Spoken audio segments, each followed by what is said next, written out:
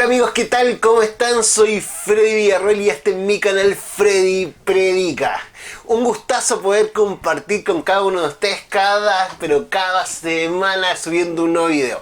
Aunque esta vez me demoré un poquito en subir un nuevo video, principalmente porque, como muchos saben, estuve en Venezuela haciendo diferentes cosas, llegué y tuve muchos viajes. Imagínense que llegué un jueves de Venezuela, el viernes ya estaba viajando para Antofagasta, después llegué y ya tenía que estar viajando a Valdivia, y llegué y ya tuve que estar viajando a Concepción, así que tuve muchos viajes, muchas cosas por hacer, pero quiero mandarle desde ya un saludo a los alumnos del Colegio Bautista de Concepción que estoy compartiendo con ellos este fin de semana, así que un gran abrazo. Y en este video quiero compartir con ustedes lo que viví yo en Venezuela, lo que yo vi. Si bien no les puedo contar lo que está pasando así, porque estuve tan solo una semana y compartiendo con personas bien puntuales, pero sí muchos me pidieron que les dijera qué veía yo. Y les quiero compartir esto, así que este video es mi experiencia, lo que yo viví en Venezuela. Vamos video. Como les conté, me fui a Venezuela, tuve el placer y la bendición de poder viajar para allá. Una de las primeras cosas que me costó mucho fue sacar la visa. Por lo menos nosotros los chilenos, y sé que a otros países más, Venezuela le está pidiendo visa para entrar. Así que tuve que tener mi pasaporte, sacar la visa, y eso fue muy difícil. Pero ya estando allá pude compartir y ver diferentes cosas. Punto 1, yo fui a un congreso de pastores, un encuentro de pastores que hizo el Concilio Evangélico de Venezuela. Una de las agrupaciones de pastores más grandes que hay allá, y reúne tanto iglesias históricas como pentecostales y diferentes que están trabajando internamente. Miren, este fue mi credencial y está el logo del Concilio Evangélico de Venezuela. Estuve allá compartiendo con diferentes pastores, como le dije, fuimos gente de diferentes lados de Latinoamérica, conocer la realidad y compartir también diferentes reflexiones bíblicas, y al final hacer un tiempo de comunión y de aprendizaje con ellos. Fueron diferentes lugares y ahí pude conocer mucha gente, pero lo principal que conocí del pueblo venezolano son tres cosas, y le quiero compartir tres cosas que va a reflejar un poco la realidad de la iglesia venezolana allá. Así que vamos. La primera cosa que me llamó mucho la atención son cómo la iglesia está creciendo. Conversaba con una de las personas cómo todas las iglesias crecen y cómo el evangelicalismo en Venezuela está creciendo de forma increíble. Antes de toda esta crisis, los evangélicos no superaban el 5%, y actualmente están entre el 25 y 30% del país. Es decir, que la gente tiene muchas ganas de ir a la iglesia. Es más, estas iglesias se están como cambiando hasta su forma de hacer iglesia, y esto es lo segundo que me llamó la atención. ¿Por qué? Porque las iglesias ya no hacen iglesias como, digamos, el típico culto, porque no se puede, porque es muy difícil, en muchos lugares tienen toque que queda hasta las 5 de la tarde, se hace un poco complicado.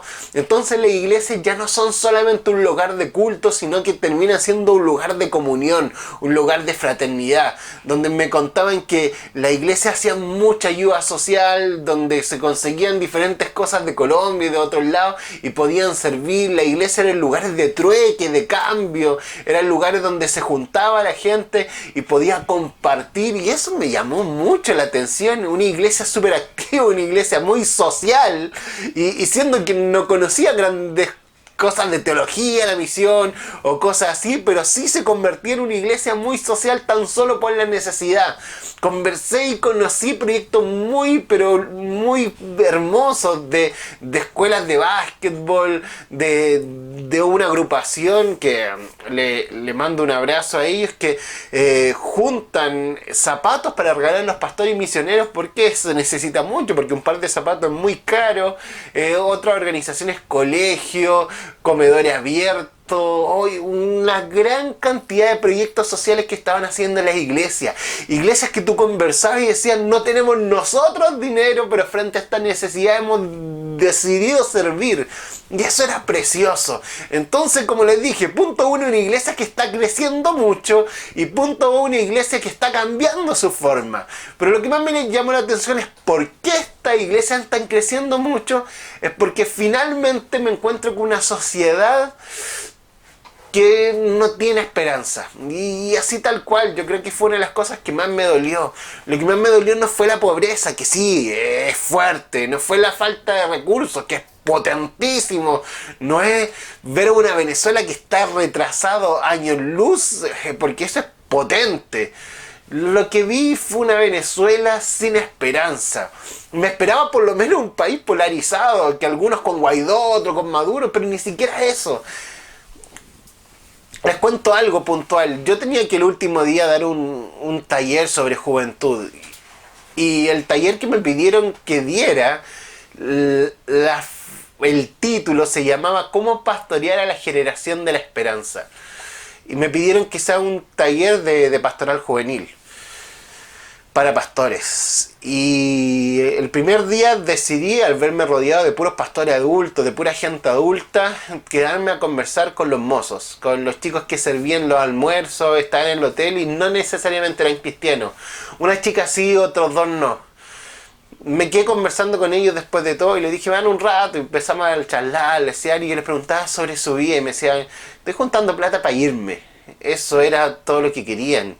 ¿Está estudiando? No, ¿para qué? Si aquí quizás nunca serví mi título y afuera tampoco. La universidad es muy cara, no, es gratis, pero aún así no quiero estudiar. Tengo que salirme del colegio porque tengo que ayudar a mis papás a tener plata, dinero para poder costear la vida. ¿Tiene algún sueño? Entonces, preguntas básicas, así como, ¿qué quieres ser cuando grande? Era una pregunta que para ellos era absurda. Nos veían el momento en que todo esto acabara, nos veían el momento en que todo esto terminara, y la forma de terminarlo no era ni una revolución política ni nada, era simplemente irse. Y eso me llamaba mucho la atención. Me dolió mucho esa falta de esperanza, de esa falta de entender y no saber en quién confiar, de ni siquiera tener una posición política, que era algo que yo pensé que en un momento hacía ser súper fuerte, pero no. Ni siquiera eso, sino que lo único que vi, chicos súper desesperanzados, sin esperanza. Y eso la verdad me chocó, me quebró. Me quebró conversar con varios pastores que quieren irse, que varios pastores que lo único que quieren es salir de ahí, pero que lo entiendo, no era ni siquiera ay qué feo, tienen que preocuparse de su iglesia, locos no tienen que comer, no tienen cómo, muchas iglesias que están quedando sin pastor porque se están yendo, y muchos pastores que se les desarmó su equipo ministerial, o los ministros de su iglesia, el liderazgo, porque se fueron. Pastores que no les costaba soñar una iglesia porque se le estaba yendo la gente y le llegaba otra nueva, que la iglesia era totalmente diferente, que si bien algunas iglesias crecieron, pero crecieron casi desde cero porque primero se destruyeron. Entonces esa falta de esperanza era súper, pero súper desalentadora. A mí me dolió un montón. Frente a todo esto, habían ciertas cosas que me alegraban. Punto uno, gente que estaba ahí y hermanos en Cristo que estaban ahí y decían, yo estoy en Venezuela porque amo Venezuela y Dios me puso ahí. Y eso me impactaba, me encantaba conversar con ellos y fue potentísimo. Y no estoy diciendo pastores, sino personas, hermanos en Cristo, que simplemente decían, estoy acá y Dios me puso acá y no me quiero ir. No me quiero ir no porque no tengo una mejor vida afuera, porque la tienen. Con esa gente que tenía hijos aquí en Chile, tenía hermanos aquí en Chile que quizás se podían haber venido en cualquier momento. Y decían, yo no me fui no porque no tuviera un mejor paso en Chile, porque iba a llegar allá y lo iba a tener, sino porque Dios me puso acá. Y eso fue potente. Veo las dificultades de hacer ministerio, es decir, después de conversar esas cosas, yo mismo veía a los otros talleristas. En un momento nos sentamos, Harold Segura, que estaba como mediando todo esto, nos invita a quién íbamos a exponer, estaba Valdir Steronayer, Pedro Spooky y otras personas que a mí yo personalmente los admiro y estaba feliz por estar ahí con ellos. Pero Harold va y dice, ¿qué sienten frente a todo lo que han dicho? Y era potente mirarnos, y yo mismo decía, ¿qué les digo? ¿Cómo hago un taller que se llama La Generación de la Esperanza en medio de un pueblo que no hay esperanza? Y eso para mí fue fuerte, muy, pero muy fuerte. Y en torno a eso, yo creo que me resucitó la esperanza ver estos pastores. Gente que empezaba a hacer iglesia de una manera diferente, gente que en medio de la dificultad hacía una iglesia totalmente con sentido. Con las iglesias que conocí eran iglesias que estaban llenas de amor. Los pastores que conocí eran pastores que todos tenían proyectos sociales, y como les dije, quizás sin grandes conocimientos teológicos de la misión integral, que la teología de la liberación, no. Los tipos simplemente se dieron cuenta que en medio de la crisis necesitaban hacer algo diferente, que en medio de la crisis necesitaban servir, que en medio de la crisis necesitaban extender la mano cuando ni siquiera ellos tienen, extender la mano cuando ni siquiera en su iglesia hay para comer, extender la mano cuando la dificultad está en cada momento. Ahí estaban extendiendo la mano, y eso a mí me llamaba mucho la atención, mucho la atención. Una iglesia con una pasión potente, y que quería seguir haciendo las cosas con amor profundo a pesar de las dificultades. En un momento me siento junto a un pastor y le empiezo a preguntar cosas tan simples como cuánto gana, cuánto es su sueldo. Él me queda mirando y me dice que su sueldo mensual es de $2. Eso gana. $2 mensuales. 1.400 pesos chilenos, 1.500 pesos chilenos. Y eso no sirve para nada. Y yo lo miré y le dije, ¿cómo hacen ministerio así? ¿Cómo viven así? ¿Cómo sueñan así? Y sentía yo quizá en algunos momentos más desesperanza a ellos. ¿Cómo lo hacen? Yo podía salir para afuera y ver algunas cosas para comprar, pero tenían el mismo precio, aún más caras que en Chile. Decías, ¿cómo lo hacen? ¿Cómo lo hacen? Me decían, hay gente que camina 2-3 horas para ir a la iglesia. Wow. Y eso me mató. Creo que en medio de estos tiempos de crisis, momentos de problemas políticos, es cuando crece una iglesia potente y llena de amor. Es cuando crece una iglesia con otra fortaleza.